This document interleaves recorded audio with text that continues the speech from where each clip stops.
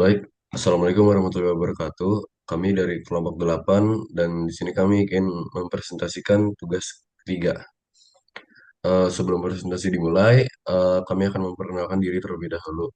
Pertama ada saya, Ilham Patria Rajasa, dengan NIM 102033330075, dan ada rekan saya di sini.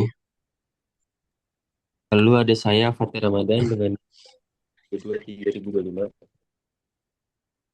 Eh, Pada saya Muhammad Asda Pratama Hidayat dengan NIM 102033330087.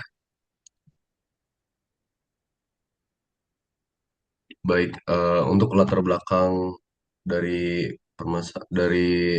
paper yang kita ambil ini, itu UMKM itu adalah kan UMKM adalah penggerak ekonomi utama di Indonesia, tapi UMKM ini juga memiliki resiko kegagalan yang mungkin rentan tinggi gitu, mungkin di sekitar 50-60%.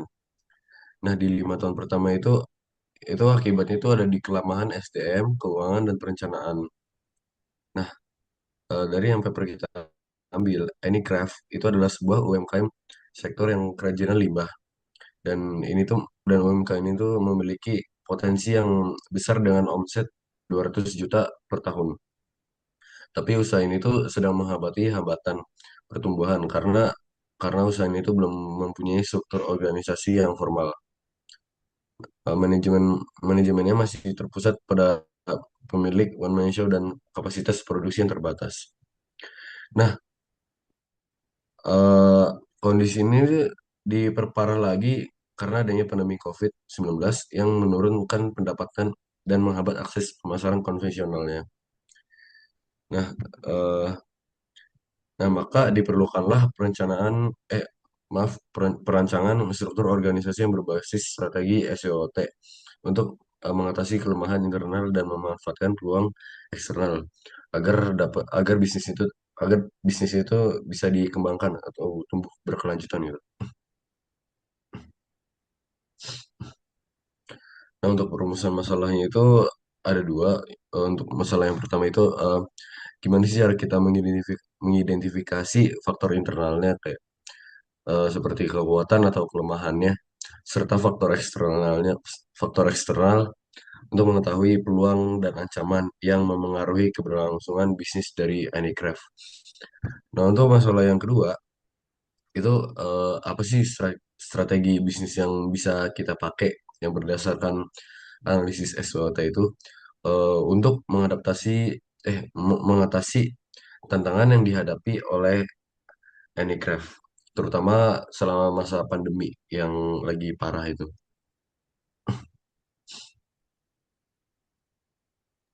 Baik, lalu ada landasan teori.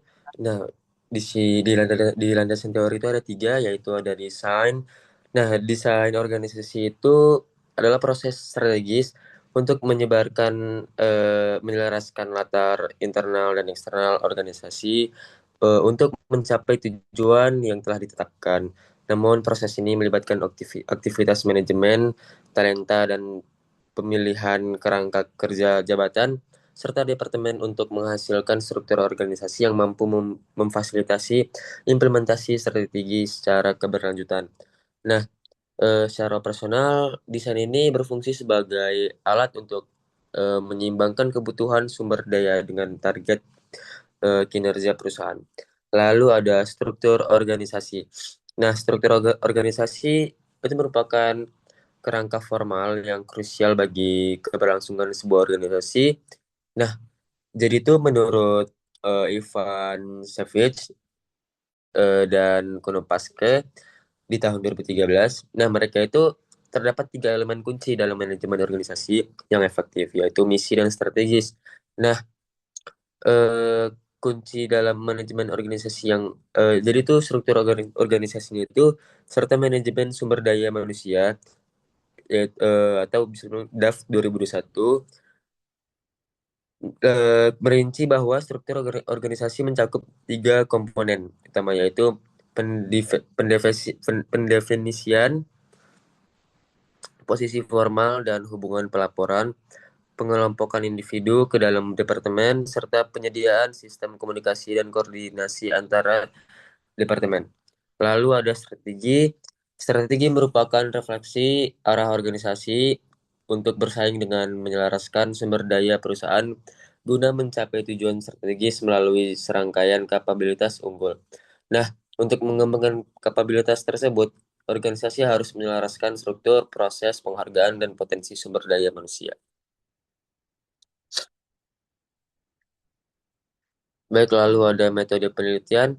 Nah, metode penelitian ini dilaksanakan melalui tiga tahapan utama yang saling terintegrasi untuk menghasilkan desain organisasi yang tepat. Dimulai dari tahap pendahuluan, peneliti melakukan identifikasi kondisi existing, tujuan, serta penentuan posisi siklus hidup Ennis Craft.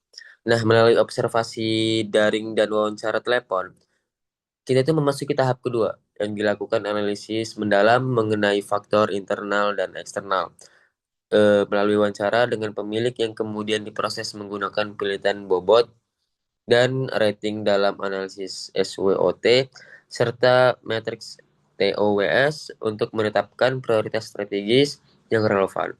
Nah, lalu yang ketiga yaitu terakhir, pada tahap ketiga seluruh hal analisis strategis dan karakteristik organisasi tersebut disintesis menjadi sebuah usulan rancangan desain struktur organisasi yang baru guna mendukung perkembangan usaha.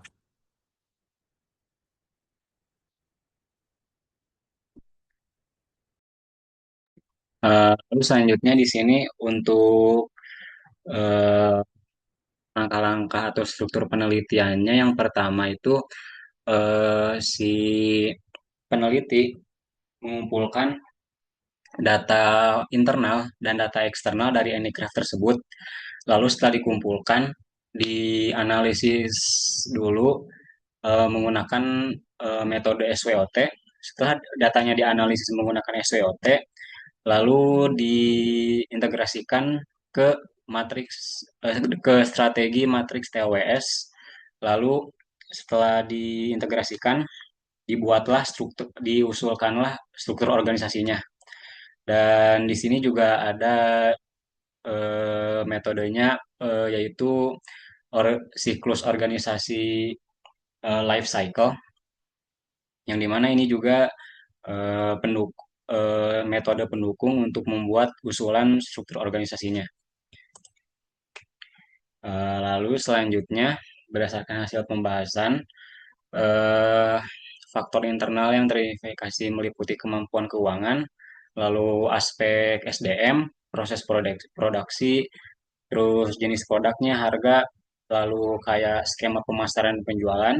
Sementara itu, faktor eksternal mencakup atau meliputi seperti pasar, kompetitor, pemasok, pemerintah, pasar tenaga kerja, dan teknologi. Lalu ini merupakan hasil dari wawancara dengan pemilik Anis Craft-nya. Lalu hasil wawancara dari sampel karyawan Anis Craft-nya. Dan ini merupakan SWOT yang diketahui dimulai dari internal faktornya. Internal faktor sendiri terdiri dari strength dan weakness. Dan untuk faktor eksternalnya terdiri dari opportunities dan threat. Lalu eh, setelah itu hasil wawancara tersebut juga menyatakan bahwasannya karena tadi di metode penelitian disebutkan bahwasanya ini bakal menggunakan bobot dan rating, maka dari itu di sini juga dikumpulkanlah dari Aniscraft itu dikumpulkan bobot dan ratingnya juga. Bisa dilihat dari internal faktor untuk strength yang paling menonjol itu ada di fleksibilitas jam kerja untuk para karyawan, dan yang paling menonjol juga ada di pemasaran seperti mulut ke mulut, lalu SW atau story WhatsApp, dan pameran. Dan total skor dari strength itu sendiri yaitu 1,169. Dan untuk di faktor weakness yang paling menonjol itu ada di kapasitas produksi yang terbatas. Dan untuk total skor dari weakness ini terdapat di 1,266. Lalu selanjutnya di faktor eksternal. Untuk faktor eksternal tersendiri yaitu klasifikasinya ada opportunities dan threat.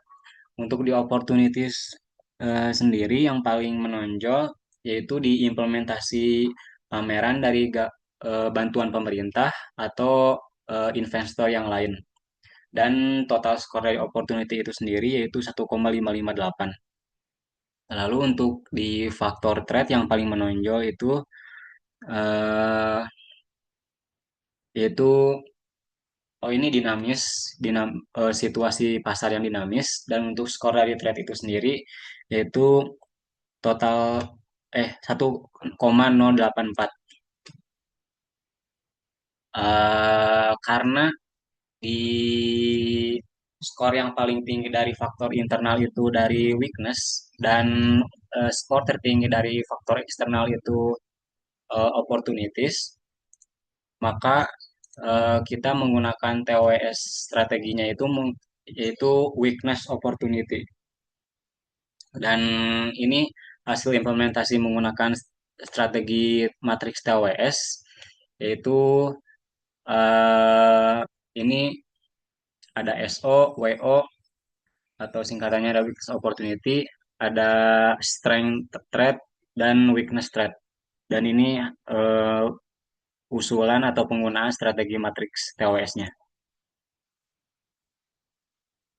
Lalu eh, untuk yang ini, karena sebelum membuat usulan struktur organisasinya, perlu dipertimbangkan seperti dimensi kontekstualnya, yaitu tujuan dan strategi, teknologi organisasi, lingkungan, ukuran, dan budaya organisasi.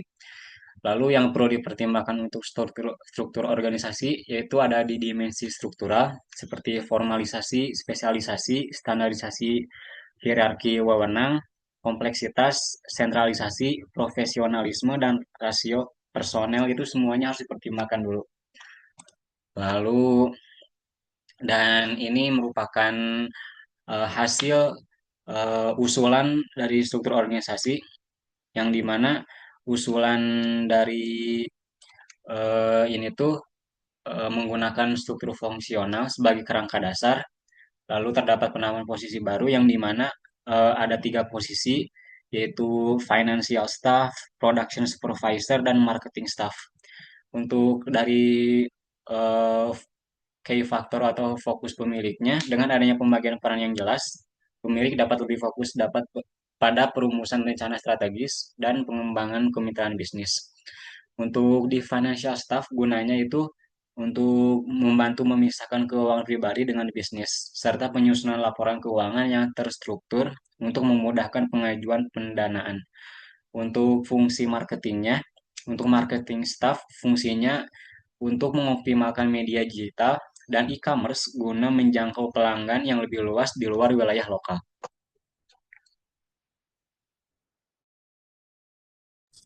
Baik, di sini lalu ada kesimpulan. Nah, kesimpulannya kita tuh ada 7. Yang pertama itu identifikasi strategis, itu pemahaman terhadap lingkungan dan siklus hidup organisasi. Lalu ada strategi terpilih, yaitu strategi WO atau Witness Opportunities, ditetapkan sebagai jalur utama yang harus ditempuh. Lalu ada pengembangan struktur, yaitu penambahan fungsi atau departemen baru dilakukan melalui langkah-langkah ilmiah yang struktur untuk menjamin hasil yang lebih memadai. Lalu ada profesionalisme UMKM, yaitu fungsi pemasaran dan keuangan dinilai sangat krusial dan harus dijalankan secara profesional. Lalu ada saran penelitian selanjutnya. Lalu ada melakukan eksplorasi lebih dalam mengenai proses bisnis yang perlu dijalankan. Menyusun dokumentasi analisis jabatan atau job analysis untuk mendukung dokumentasi dan implementasi teknis dari struktur organisasi yang diusulkan.